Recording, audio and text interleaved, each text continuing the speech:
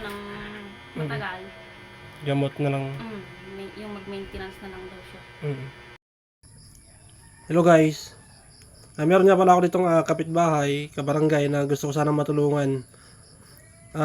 Sakto lang kasi yung pamuhay namin kaya wala rin akong bibigay na tulong sa ngayon. Kaya tutulungan ko na lang sila sa paraan na alam ko. Bali ito nga pala yung anak ng kumari ko. Meron siyang hydrocephalus or yung lumaki yung ulo, nagkaroon ng tubig. So yun kasi kailangan nila ng kondon na mga gamutan. Then syempre yung pang maintenance ng bata. Bali kinausap ko nga pala yung kumari ko kahapon. Kung okay lang na i-vlog ko, sabi ko, yung anak nila. Para kung may magbigay ng tulong, bibigay ko rin sa nila. So itong gagawin kong ito ngayon ay star for a cause. So kung yung matatanggap kong stars or tulong, ibibigay ko lahat sa kanila yan. So sana i-share nyo itong video na to. At sana may magbigay ng stars at para makatulong din tayo sa anak ng kumari ko. So yun lang, panoorin natin yung sunod na video. Meron nga din pala akong isang kapatid na nagkaroon din ng hydrocephalus. Bali kasi hindi rin namin siya naipagamot noon. Kaya binawian na din siya ng buhay. Kaya namatay din yung kapatid ko na yan. Kasi wala kaming kakayahan noon na may pagamot yan. So ngayon guys, dito na ako sa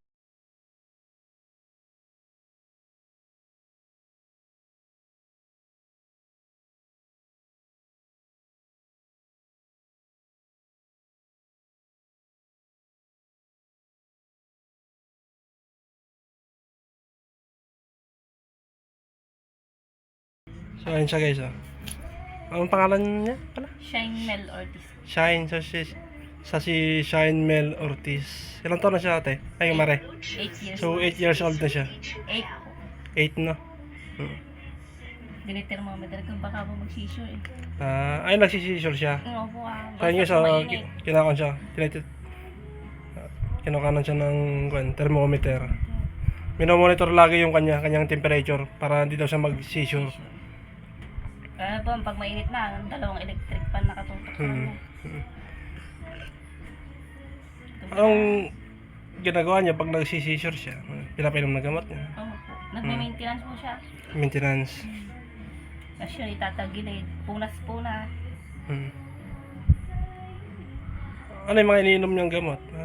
Kuan po, paracetamol tsaka Paracetamol. Valpros sa maintenance. Yan si mama niya, si Marimayana.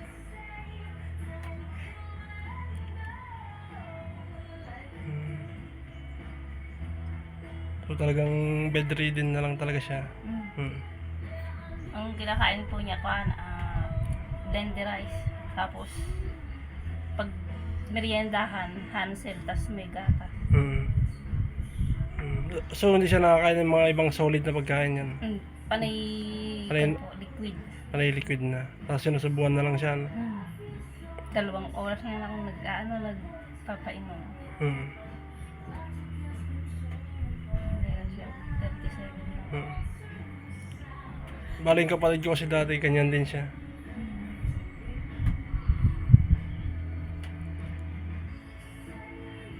Ayan guys, dito kakakon ko lang din to, kabarangay, kapitbahay.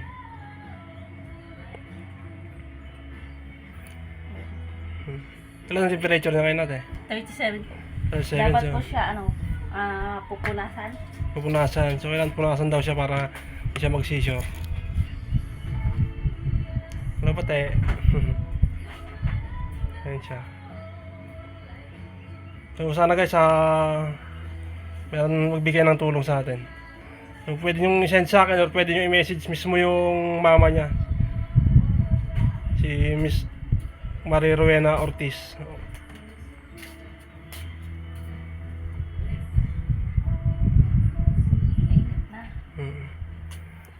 So tinutukan nyo lang siya lagi ng electric fan. Opo, dalawang electric fan.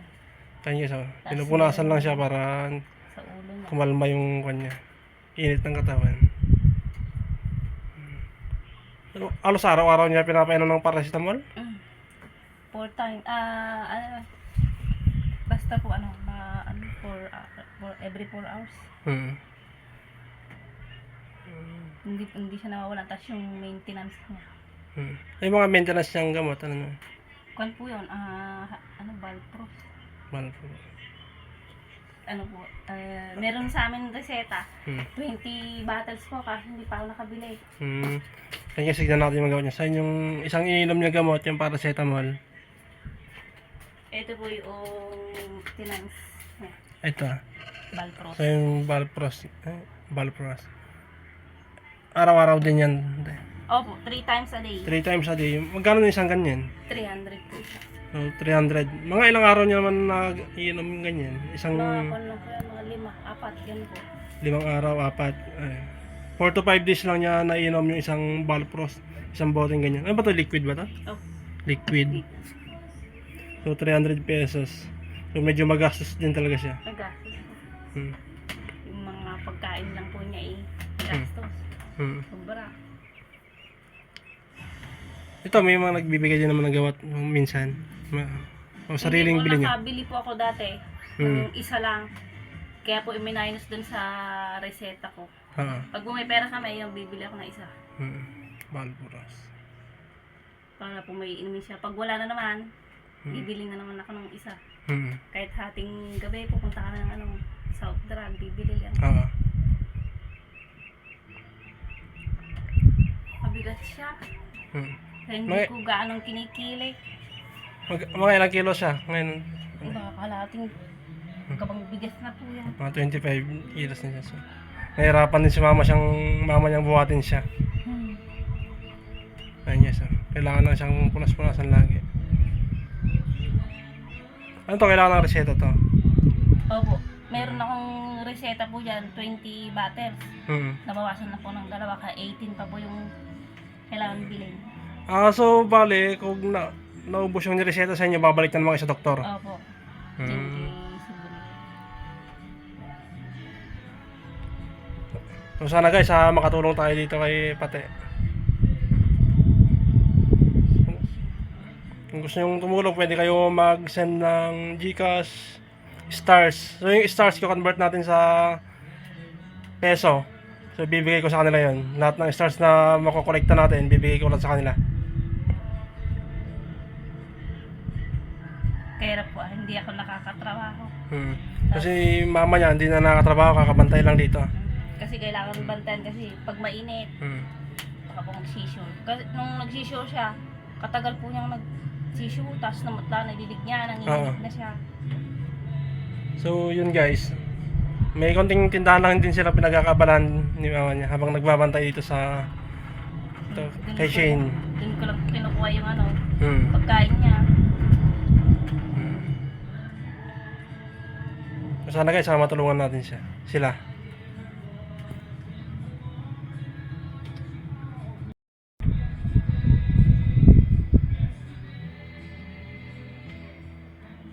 Valpros. So ito, di ka mabili ito kung walang reseta, no? Opo. Reseta. Andyan po yung reseta niya.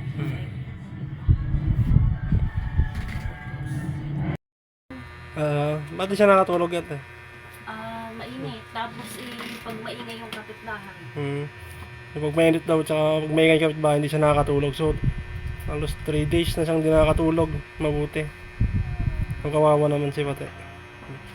Pag po kasi nagulat na, atakihin na siya ng seizure. Bawal siya magulat. Nagulat na yung ulo niya. Sumama niya na Tapos kagabi kahapon, yung pong mata niya, sobrang init. Dun pumupunta yung tubig sa mata niya. Ay, lumalabas sa mata niya yung tubig. Kasi sabi kasi ng doktor na ipupush daw yung mata niya. Dahil di nga siya na-operahan. Pero kung operahan sa kanya ate, maalis naman daw. Hindi na daw po, baka daw 50-50 kasi yung bungo niya matigas na daw. So, alanganin na rin maoperahan talaga. Kaya sabi ng doktor, gusto niyo pa makasama yung anak niyo ng matagal. Gamot na lang. Yung mag-maintenance na lang daw siya. So yun guys, hindi na daw kaya operahan. So maintenance na lang talaga yung kailangan para humaba pa yung buhay niya. So yun na lang yung tanging solusyon para humaba yung buhay niya, para mas makasama pa nila siya ng matagal.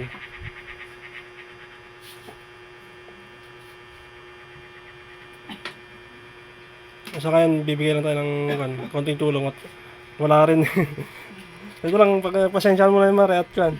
Pag may kuan, alam mo, may nagbigay, ibibigay ko sa inyo lahat. Para Pabili lang, ko lang po ng isa uli na gamot. para pambili ng gamot. Kasi po, unti lang. Mm. Bukas lang po yan. Salamat. Oo. Thank you po. Sige. Sana may magbigay po sa inyo. Sana may makapanood. I-share niyo po yan sa video. Para makatulong tayo madugtungan yung buhay ng natin. Okay. Yan siya. So yun lang. Salamat.